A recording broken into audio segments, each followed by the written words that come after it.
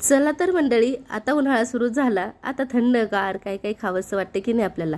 तर घरच्या घरी कोल्ड कॉफी कशी करायची, आणि ती पण अगदी तुम्ही मॉलमध्ये जाऊन पित असेल किंवा कॅफेमध्ये जाऊन पित असाल अशी आहे फेसाळलेली छान अशी आपली कोल्ड कॉफी. चला, हे तुम्ही पाहिलेलं आहे. हे भांडं घेतलेलं आहे आपलं चॉपिंगचं, त्यामध्ये घातलेली आहे कॉफी पावडर आणि साखर. आता यातच आपण घालणार आहे थोडंसं अगदी गरम पाणी. गरम पाणी घातलं की आपल्याला ह्याला छान असं फिरवायचं आहे. फिरवल्याने काय होतं, मस्त कॉफी अशी फेसाळलेली होती. कुठलंही मिक्सर नाही, काही नाही.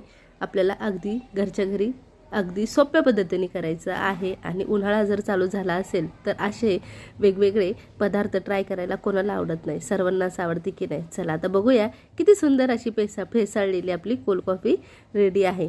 तर पुढची तयारी काय करायची आहे, आता गॅसवरती आपल्याला भांडं ठेवायचं आहे. गॅसवरती भांडं ठेवून त्यामध्ये आपण आता वरती वाटी ठेवलेली आहे.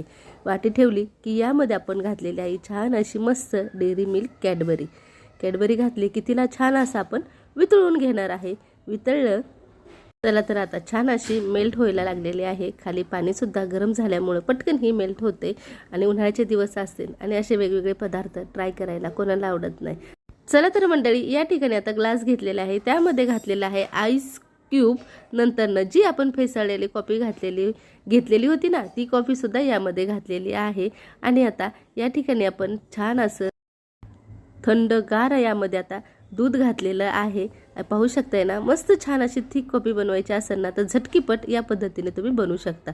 दूध घातल्यानंतरनं मस्त यामध्ये जे चॉकलेट सिरप आपण तयार केलं होतं ना, ते टाकलेलं आहे कॅडबरीचं. आणि नंतरनं फेसाळलेली कॉफी टाकलेली आहे. झाली की नाही झटकीपट कॉफी तयार.